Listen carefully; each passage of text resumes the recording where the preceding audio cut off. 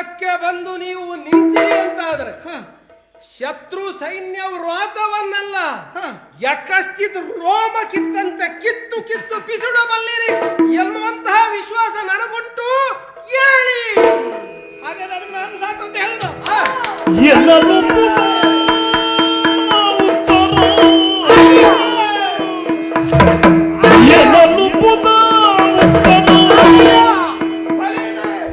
ಮನದೊಡುತ್ತ ಧೀರನೆಂಬ ಹಕ್ಕದಿಂದ ಕೊನೆ ಮೀಸೆಯುತ್ತಿರುವುದ ಒನಿತೆರ ನೋಡಿ ನಗುತ್ತ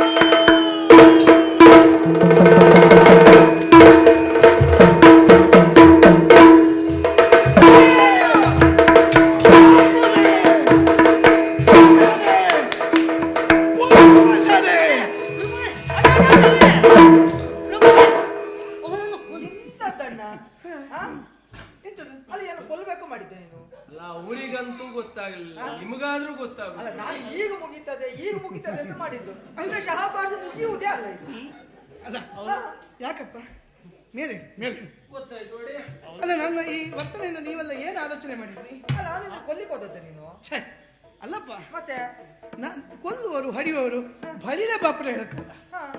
ನಾನು ಆನಂದದ ಆಧಿಕ್ಯ ಯಾಕೆ ಅಂತ ಒಂದು ಚತುರಂಗ ಸೇನೆ ಎದುರಿಗೆ ಈ ಉತ್ತರ ಒಬ್ಬ ಸಾಕು.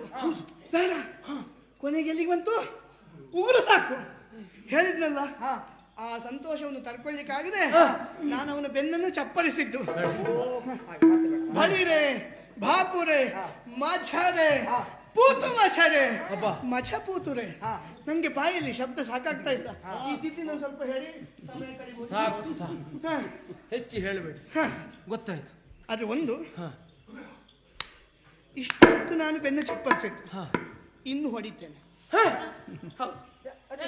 ಯಾಕೆ ಯಾಕೆ ಅಂತ ಕೇಳಿದ್ರೆ ಬೇಡ, ತಡ್ಕೊಳ್ಳಿಕ್ಕೆ ಆಗುದಿಲ್ಲ, ಹೆಚ್ಚಾಗ್ತದೆ ಅಂತ. ಹೆಚ್ಚಾಗುತ್ತದೆ ಅಂತ ಹೇಳ್ತೀಯಲ್ಲ ಪ್ರಾಣಿ, ಯಾಕೆ ಹೊಡಿತೇನೆ ಅಂತ ಕೇಳ. ಅದೇ ಹೌದು, ಯಾಕೆ ಹೊಡಿಯುದು? ಯಾಕೆ ತಂಗಿ, ನಾನು ಆಲೋಚನೆ ಮಾಡಿದ ಅವನನ್ನು ಹೊಗಳಿದ ಅಂತ ನಂಗೆ ಈಗ ಗೊತ್ತಾಯ್ತು. ಇವನನ್ನು ತೆಗಳಿದ್ದ. ಯಾಕೆ ಗೊತ್ತಾ? ಯಾರಾದ್ರೂ ಒಬ್ರು ಬ್ರಹ್ಮಾಸ್ತ್ರದ ಬಳಿಗೆ ಹೋಗಿ, ಬ್ರಹ್ಮಾಸ್ತ್ರವೇ ನೀನು ಮನಸ್ಸು ಮಾಡಿದ್ರೆ 3 ಲೋಕವನ್ನು ನೀನು ಸುಟ್ಟುರಹಬಲ್ಲೆ, ಬಾ ನನ್ನ ಮನೆ ಮಾಡಿದ ತುದಿಯಲ್ಲಿ ಗೂಡು ಕಟ್ಟಿರುವಂತಹ ಗುಬ್ಬಿಯ ಗೂಡನ್ನು ಸುಟ್ಟು ಕೊಡುವಂತ ಹೇಳಿದ್ರೆ ಅದು ಹೊಗಳಿದ್ದ ತೆಗಳಿದ್ದ? ಏನು ಬ್ರಹ್ಮಾಸ್ತ್ರವನ್ನು ತೆಗಳಿದ್ದಲ್ವ? ಹೌದು. ಮತ್ತೆ ಇವ ಮಾಡಿದ್ದೆಂತದ್ದು? ಏನ ಬ್ರಹ್ಮಾಸ್ತ್ರ ಸದೃಶನು ನಾನು ಅಂತ ನನ್ನನ್ನು ಅಪ್ಪ ಯಕಶ್ಚಿತ ಕೌರವನನ್ನು ಬಂದು ನಾನು ಸೋಲಿಸಬೇಕಂತ ಹೇಳ್ತೀಯಲ್ಲ, ನನ್ನನ್ನು ಹೊಗಳಿದ್ದನ ತೆಗಳಿದ್ದ? ಏನು ಗೊತ್ತಾಗದೆ ಹೋಯ್ತು? ಅಲ್ಲ, ಯಾರವ ಕೌರವ? ಯಾರವ? ಅವನ ಯೋಗ್ಯತೆ ಏನು ನಂಗೆ ಗೊತ್ತುಂಟು. ಹೌದಪ್ಪ, ಅವನೊಬ್ಬ ನಪುಂಸಕ. ಹೌದಪ್ಪ. ಎಂತ ಒಡಿಯ? ಆ ಕೌರವನ ಬಗ್ಗೆ ಕೇಳ್ತೀಯ? ಬಳಿರೆ ಕೌರವ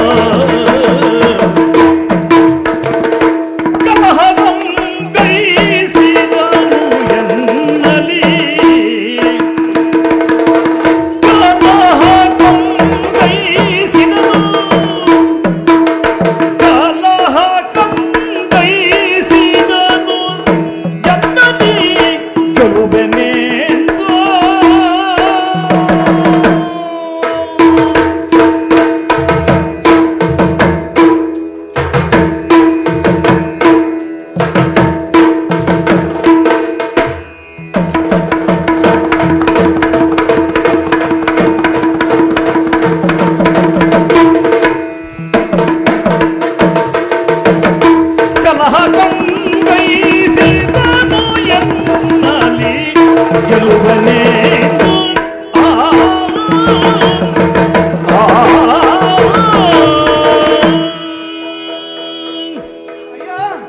ಉತ್ತರನ ಪೌರುಷದ ಒಂದು ಝಲಕ್ ನೋಡಿದಿರಿ.